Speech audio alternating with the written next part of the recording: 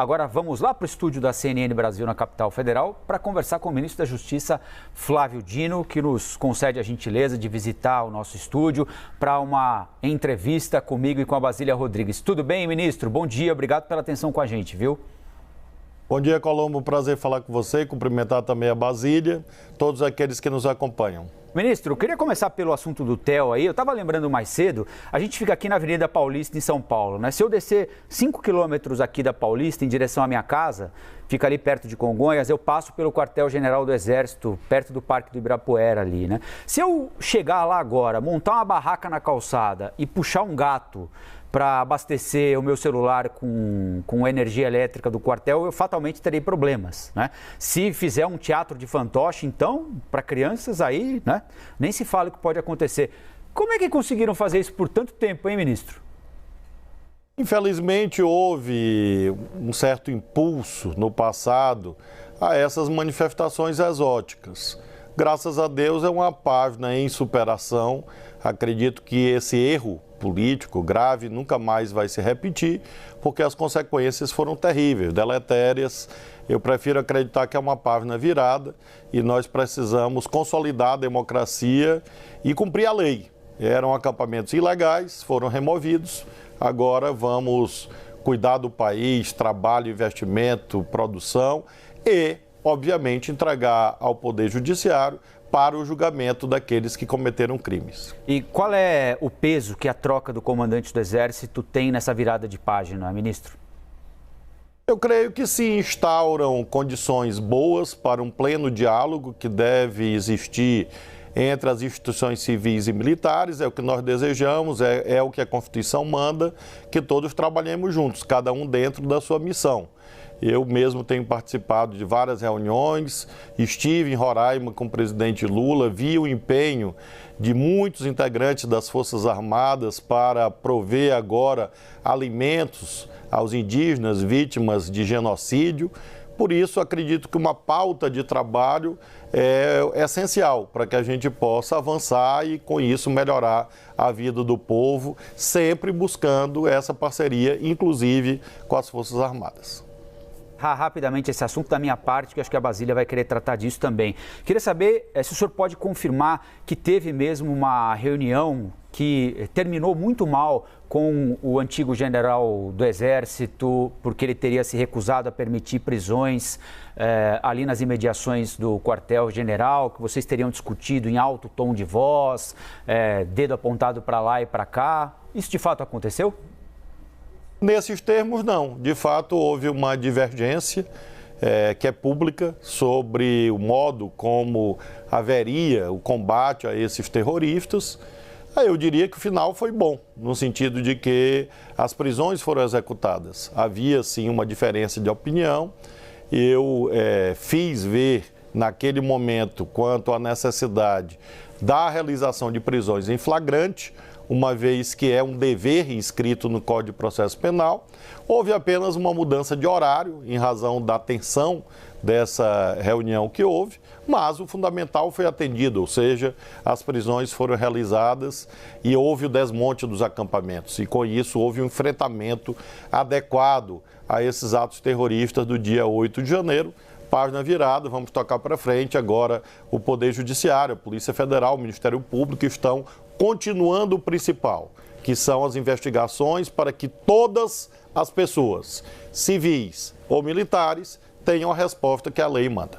Basília, não sei se você quer continuar nesse assunto antes da gente entrar na questão indígena. Se tiver pergunta, fica à vontade sobre esse assunto. A gente tem um combo aí para tratar sobre segurança pública, segurança nacional, né, Colombo? Então, acho que a gente deve persistir neste assunto. Ministro, muito obrigada por ter aceitado o convite de vir aqui aos estúdios da CNN Brasil em Brasília para falar de tantos assuntos.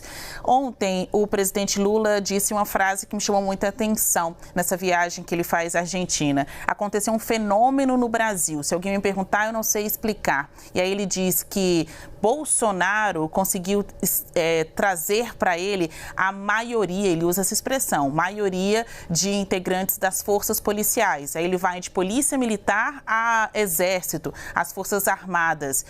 Qual a avaliação que o senhor tem como ministro da Justiça?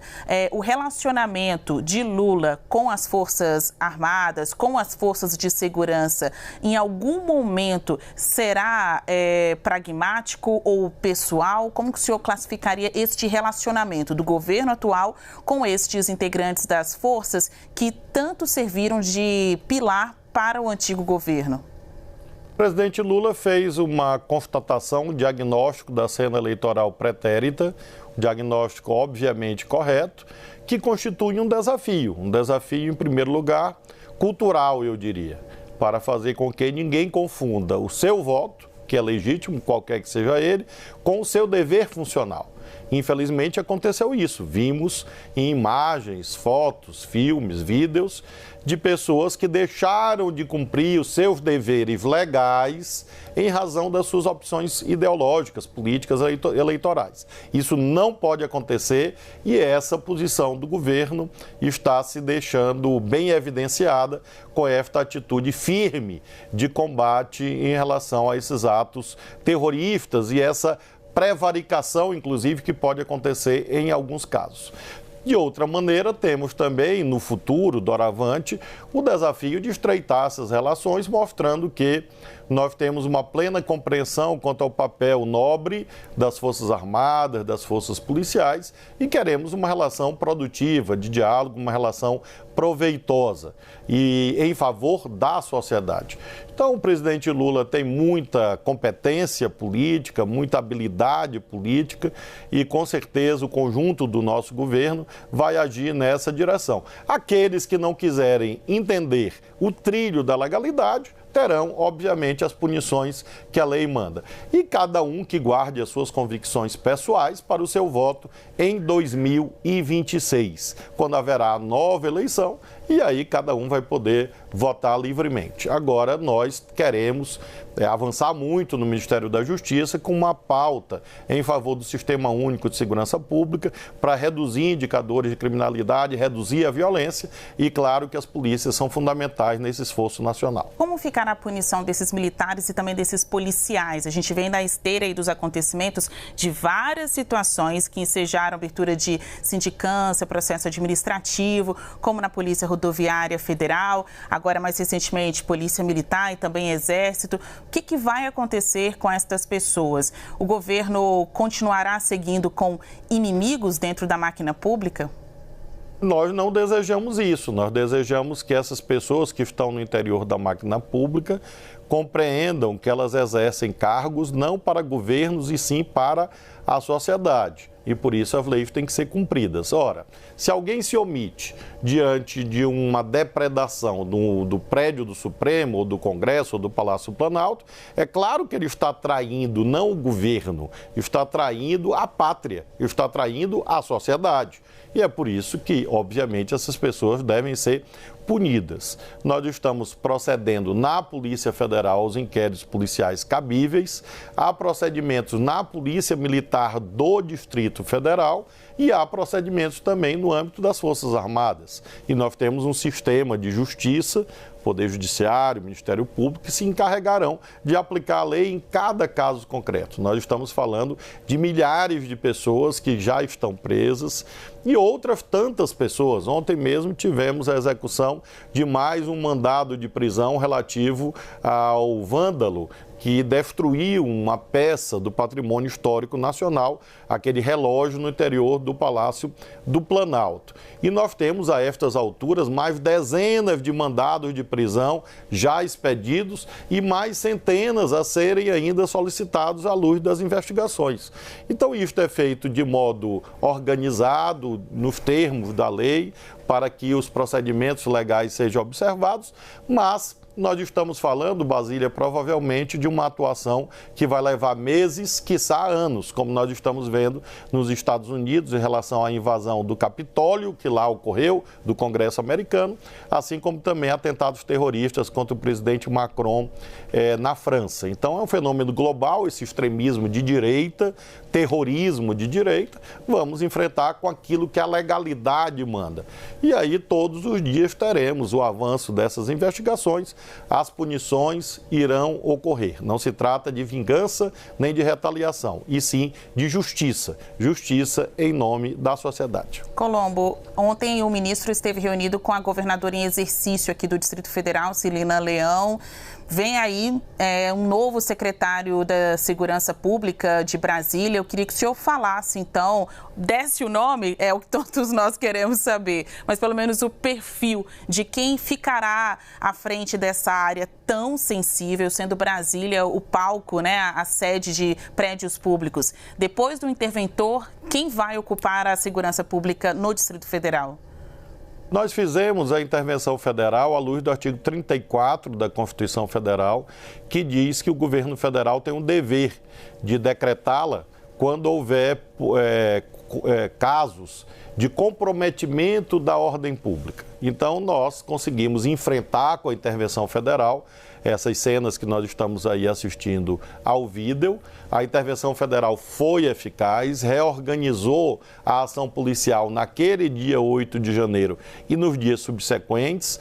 Também o interventor federal Capelli instaurou os procedimentos disciplinares necessários no âmbito das corregedorias, de modo que, sem dúvida, é hora de nós prepararmos a devolução ao governo do Distrito Federal das competências que são suas. A senhora governadora em exercício, Celina Leão, esteve comigo, apresentou alguns nomes que, na visão dela, são aptos a exercer a função. É claro que a escolha pertence a ela. Nós não queremos interferir, não vamos interferir na autonomia governamental do Distrito Federal. Buscamos, Basília, como você disse, um perfil de legalidade, um policial legalista e um policial que seja apto a exercer a autoridade, assegurar a efetivação dos procedimentos punitivos necessários e, ao mesmo tempo, dialogar com o governo federal, porque, como você lembra, o Distrito Federal não é uma unidade federativa qualquer. É a sede dos 3 poderes da República, também é a sede das representações diplomáticas de outros países. E, por isso mesmo, a Constituição fixa um regime excepcional. Ainda nessa semana, irei apresentar ao presidente Lula propostas de emendas constitucionais, de projetos de lei, para que nós possamos aprimorar normativamente essa segurança federal em Brasília, sem anular a segurança distrital, mas fortalecendo a segurança federal, porque diante do extremismo de direita, do terrorismo, é preciso fortalecer os aparatos federais na capital da República.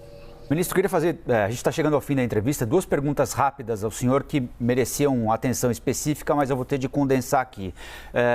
Quais são os indícios que sustentam a tese de possível genocídio contra a população Yanomami no território indígena em Roraima?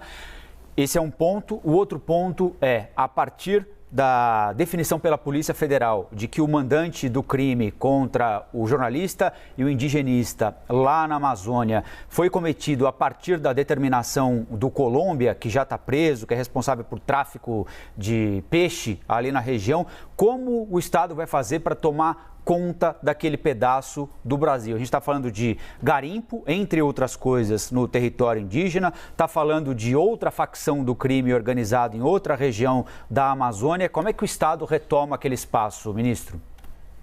Aumentando a presença, você tem razão no sentido de que é um combo de crimes envolvendo organizações, inclusive transnacionais. Por isso, nós vamos, sim, fortemente aumentar a presença federal na Amazônia brasileira, agir sempre em articulação com os estados, com os municípios, mas ir nessa direção do fortalecimento da ação federal com mais bases, mais recursos humanos, mais tecnologia. Nós temos já um planejamento posto em relação a isso, vamos captar recursos do Fundo Amazônia para esta missão específica da segurança. E aí você tem razão, há uma ligação entre esses vários trágicos eventos, porque o garimpo ilegal está ligado ao narcotráfico, está ligado a homicídios, que está ligado à exploração ilegal de madeira, e por isso é preciso essa ação sistêmica. No caso terrível do assassinato do Nofilo e do Bruno Pereira, há o avanço das investigações pela Polícia Federal, os resultados são enviados ao Ministério Público. Em relação aos Yanomamis, eu determinei ontem a abertura de um novo inquérito policial para apurar genocídio. O genocídio, segundo a lei brasileira, se configura quando há perda de vidas, ou seja, pessoas são assassinadas, mas também quando há violação à integridade física, mental, de grupos étnicos, como neste caso, assim como negação de procedimentos que são fundamentais para a sustentação da vida deste povo. Nós consideramos que há indícios muito fortes, infelizmente, de negativa de assistência nutricional, de assistência à saúde dessas populações indígenas. Há evidências de que houve intenção, houve dolo nessas negativas sucessivas, no mínimo naquilo que nós chamamos de dolo eventual, ou seja, a pessoa assumiu o risco de produzir o resultado danoso, daí a necessidade da Polícia Federal apurar o genocídio, apurar crimes ambientais, omissão de socorro, também crimes de desvio de recursos públicos, porque nós estamos falando de muitos milhões de reais e o que nós vimos é uma estrutura de atendimento à saúde indígena muito precária. Então a Polícia Federal vai fazer a sua parte, é claro que os demais ministérios, sob a orientação do presidente Lula, vão cuidar do aprimoramento das políticas públicas para os povos indígenas em geral, sob a liderança da ministra Sônia Guajajara, para que a gente possa mostrar ao mundo o nosso comprometimento com a vida. Lembrando que tudo aquilo que se passa na Amazônia interessa a todo o povo brasileiro. São 30 milhões de brasileiros e brasileiras que lá estão e toda a sociedade deve proteger a Amazônia, porque isso significa proteger a segurança climática do Brasil, a segurança climática do mundo.